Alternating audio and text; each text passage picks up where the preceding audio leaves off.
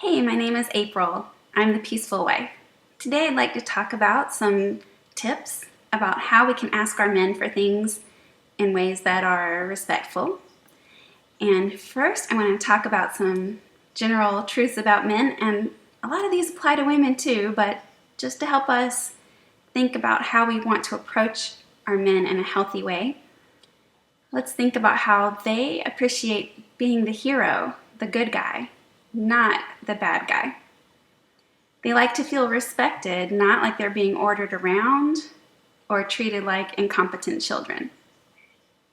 They respond well to genuine respect and admiration, not control, negativity, hostility, or a critical spirit. They don't like to be thrown under the bus. They may need some time to think about things, but that doesn't mean that they are not necessarily willing to do something for us. They may want to share concerns and offer other possible options or compromise, and that should be okay in most situations. And they may have different priorities, but that doesn't mean they are necessarily wrong. They need freedom to do things their way, not to always have to do absolutely everything our way.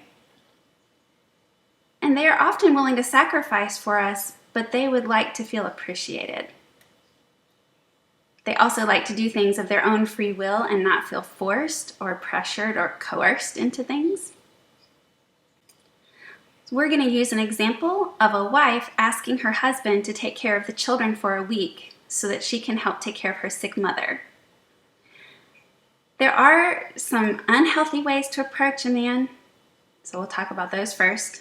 And then we'll talk about healthy ways. Asking him over and over again to be sure he's really going to do it is usually saying, I don't trust you, I don't respect you, I don't believe you.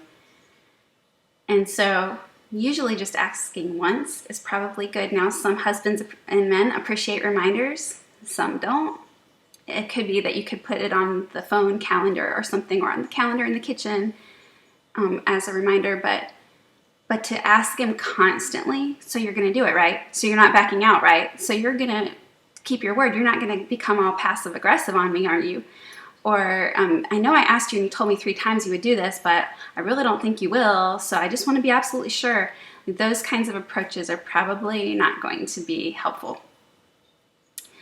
Making demands or acting entitled, not going to be a good way to approach him. You will take care of the kids this week for me, or you owe me and you are going to take care of the kids is not going to be a good approach. Giving him directives, you better do this, you need to, you should, you will, you have to. Insulting him is not the way to encourage a man to want to do something for you.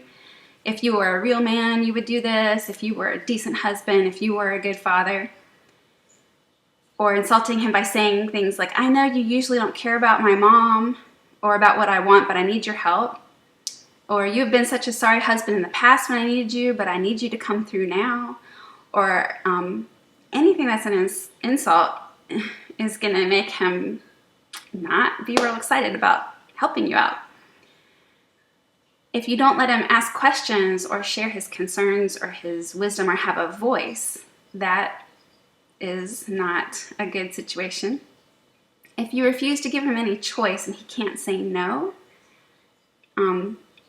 everybody needs to be able to have a choice and to be able to decide if they're going to do something or not willingly. If you are completely inflexible when you really do have room for flexibility, that's a problem.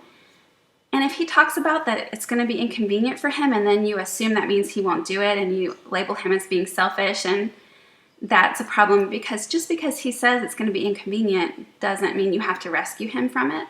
We'll talk about that in a minute.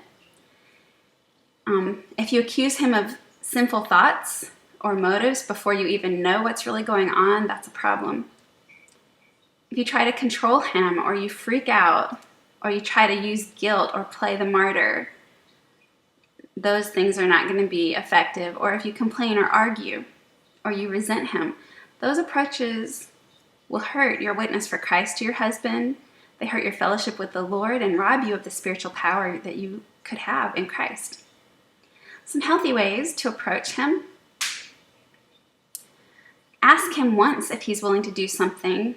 Generally, that's enough. If you know he heard you and he answered and you're sure that y'all connected, respect his answer. And if he said yes, he meant yes.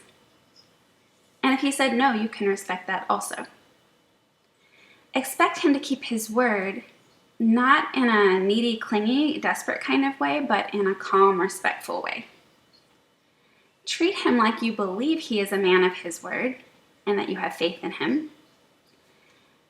Ask respectfully, directly, and vulnerably for what you need, with a pleasant tone of voice and a smile. Something like, honey, I'd really like to take care of my mom right now for about a week because she's so sick.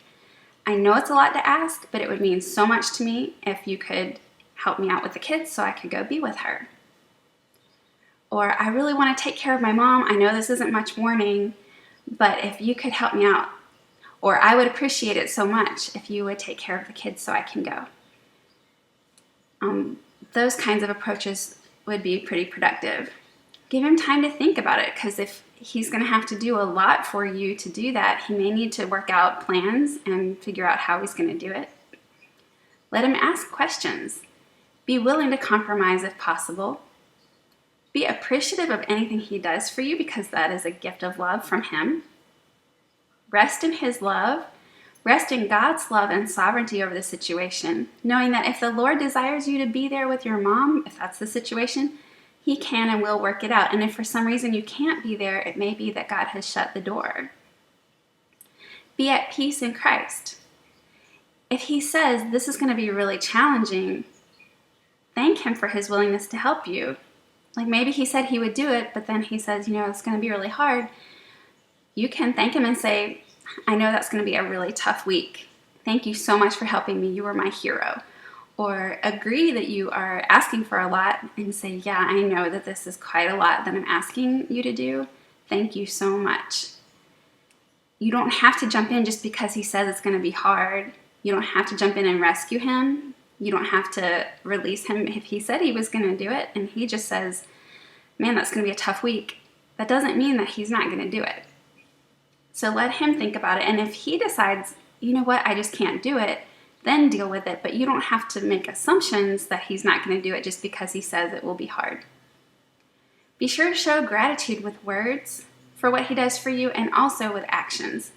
If possible, try to squeeze in some extra time for intimacy if he would appreciate that before you leave. Or when you come back, try to have things in order as much as possible to make it as easy as possible for him. Don't complain about the way he handles things.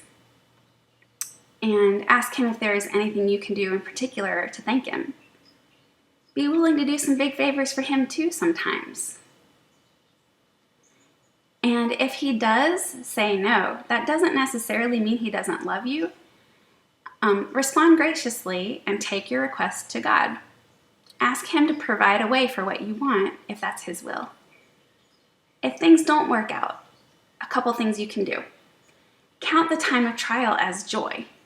James 1:2-8. Don't let Satan set up shop in your heart with bitterness and resentment. Ephesians 4:26-27. Invite the Lord to use this situation to reveal his glory and to teach and prune you spiritually. Thank God for your husband, whether the answer is yes or no. 1 Thessalonians 5:18. Praise God that he will use this and all things ultimately for your good and his glory. Romans 8:28-29. Submit to the lordship of Christ. James 4:7. Seek God's will far above your own will. Die to yourself. Luke 22:42. And ask God to work in your husband's heart for his purposes to be accomplished. Perhaps God will use your godly response to help teach your husband to be a better leader, even if there's times when he fails you.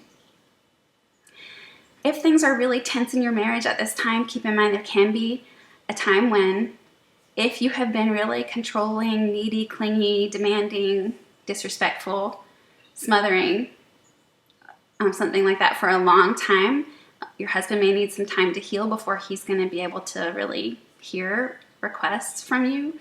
And so during that time, work on getting anything disrespectful out of your own heart and life and your approach. and there may be some time before he'll be willing to do things, and that may have to just be okay. As he begins to feel safe with you again, I think you'll be able to start asking him for more things. Respectfully, of course. There's a transition time sometimes. If your husband has gone so far that he's talking about divorce, then I have a post about that, and I'm going to put a link to my post about how to ask for things respectfully, and that post will have a lot of links to these other articles as well. If your husband tends to be really negative, perfectionistic, or controlling, there's a post I'll have linked about that. And if there are really serious issues going on, you may need to reach out for help from an experienced Christian counselor. You can go to focusonthefamily.org. They have a free counseling service. And you can go to klove.com. They have pastors you can call and speak to. So thank you so much for watching. I hope this might be a blessing. You can find me at my blogs, peacefulwife.com and peacefulsinglegirl.com. Have a great day.